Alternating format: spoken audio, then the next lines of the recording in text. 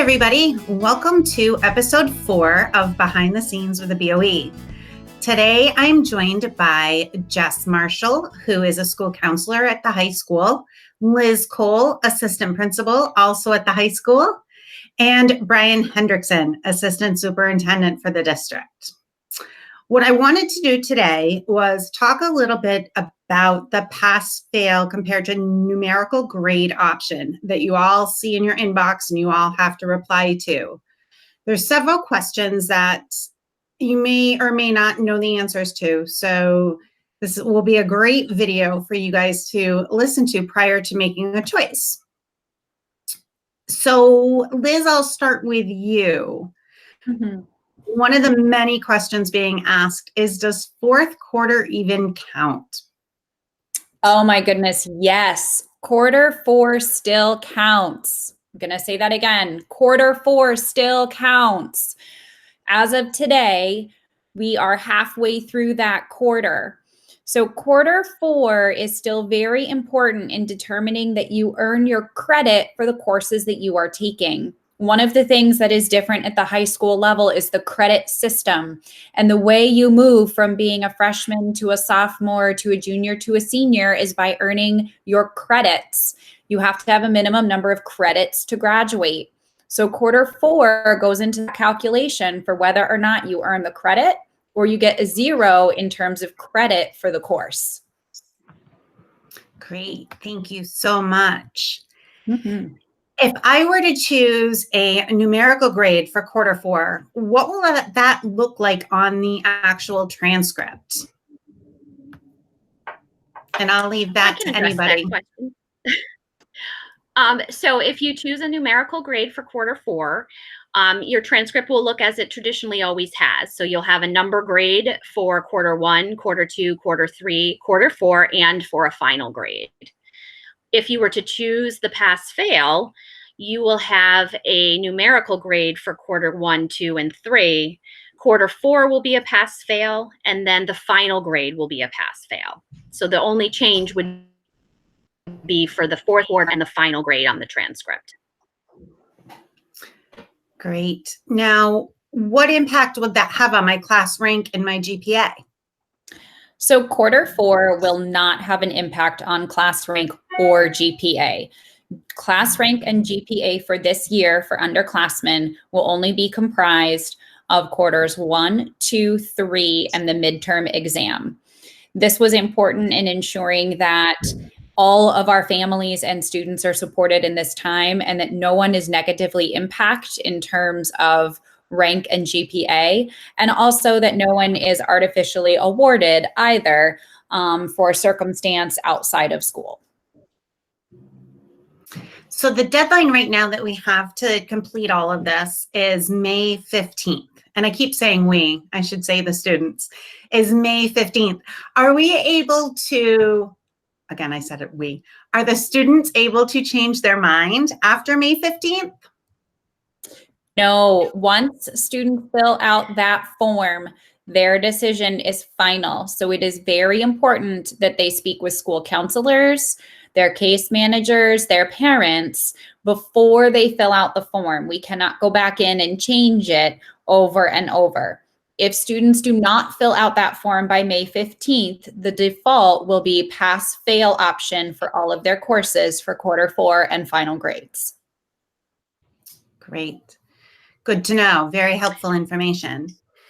So Jess, I know that, oh, go ahead.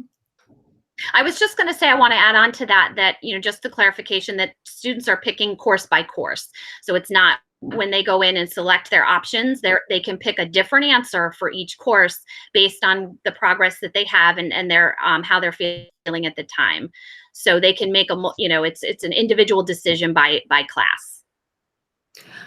That actually is a great segue into my next question, because when colleges are looking at this whole COVID-19 grading system, if I had a child who wanted to go into a sciences, perhaps they could take a numerical grade in one of their sciences, but if they were not doing very well in their history class and really didn't think that that was as important, they could do a pass-fail there so they can mix and match. With Correct. that being said, I know that colleges are probably going to look at everyone's transcripts with a different view because of the COVID-19. Can either of you provide any insight as far as what the school's going to do to help with that? Sure. So as in every year, COVID-19 or not, when we send transcripts, we send them with a document called the school profile. And the school profile really explains to a college or whomever is looking at the transcript who we are as Ellington High School. What does our transcript show and what does that mean? So for this year, there will be an addendum or an addition to that document to say, these were the options that we provided students during the COVID-19 crisis. So we'll update that document as needed for the students who are affected by the COVID-19 crisis at the high school. And that's something that goes out with all transcripts all the time. That's great. What about any advice for any mostly sophomores and juniors who are really looking at college right now? Just, do you have any insight on that as far as how they would be able to almost explain why they chose what they chose, I think? Sure. I think, the communications that we're getting from colleges are that they are taking all of this into consideration and that the likelihood that they will not weigh the grades earned during this period as heavily is high. And we also have to consider the fact that a lot of colleges are doing this as well. Right now, colleges are either mandating pass-fail or giving students the option like we are. So they're kind of in that same boat.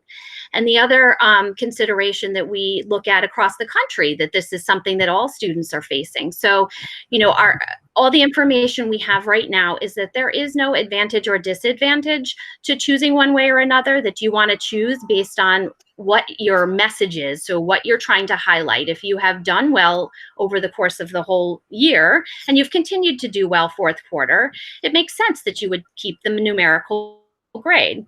However, if you're finding that you're negatively impacted by this experience and that you're finding your performance isn't where you'd like it to be, and you think that it's not a great indication of your abilities, then you may consider taking the pass-fail. So I think that, it's a careful decision, but I also think that we have to understand that everyone's in the same boat and that college admissions are looking at it with that lens. I think something you said kind of struck a chord, that it is a careful decision.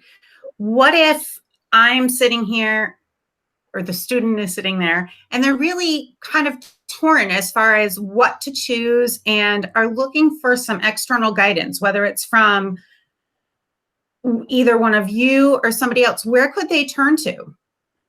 I would recommend that they reach out to their school counselor. School counselors are the ones who are on the front line of the college admissions and application process at the school and have worked for however many years that the child has been at the school with that student and that family directly. So I would say the first person you should call is your school counselor, because they'll be able to give you the most personalized, tailored advice for you as an individual.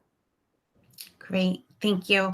And I'm actually going to apologize because I didn't mention that I did want to talk about this, but as we were having our conversation, something popped in my mind, and that's AP and ECE classes. Mm-hmm. And I know that there have been a lot of different things out there as far as, there were no SATs. How are the AP tests going to be done? How are the ECE tests going to be done?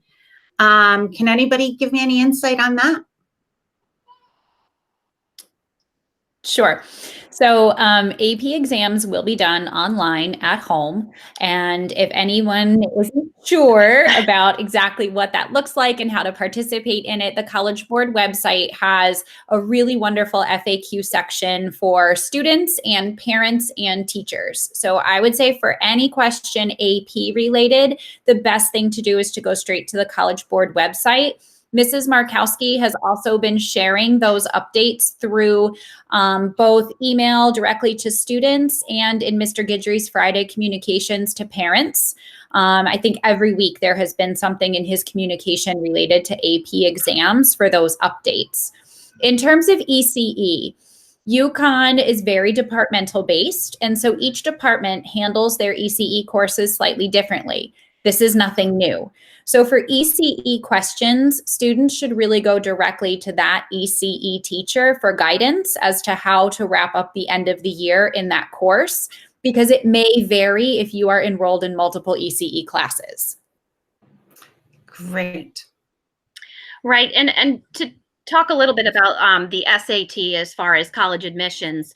A lot of colleges are making the SAT optional for next year because they realize the access to the testing is limited. So that is one thing that is impacting their applications now, and colleges are aware of that. In terms of what the school-based testing and what things are going to look like going forward, it's updated regularly and things change by the day. So we're kind of just monitoring that, and we'll see how things play out. But the reality is, I think that the impact is widely known, and that our students aren't going to be disadvantaged by missing the May date or the March SAT school date. Great information. I think that probably is going to calm some nerves for everybody too. They don't have to worry about missing those test dates.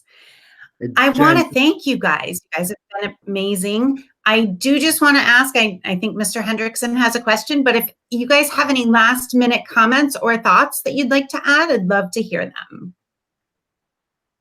Well, I would say that the days are numbered. So for all of our students, but especially our seniors, don't give up. Q4 still counts. You have 24 days or less to make the most of it. So if you need anything, please just reach out to us at the school for help. Brian, did you have a question? Well, I was just going to say, just give a shout out to the high school website with regards to AP information. I know there's a ton of information coming at parents.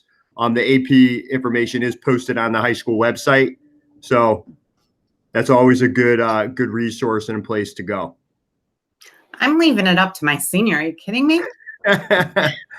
Well, Jen, are parents asking about where the form is? I've gotten a few emails from kids this week saying, I don't know where the form is to get my grades. Brooke. Have you been that, or are people pretty clear? No. Brooke. Oh, she's taking a shower apparently. Well, I emailed it directly to students last Monday. John put it in his Friday communication last week. He'll put it in again this week. So both parents and students have been given the form directly via email. That helps. Yeah. When I did it with Drew, I held Drew's hand obviously a little more than Brooke's, and I made sure, we went through class by class, and he was able to find it and pull it up. So okay, good. Okay. All right, everybody. Okay. Have a great weekend. Friday. All right. Bye. Bye.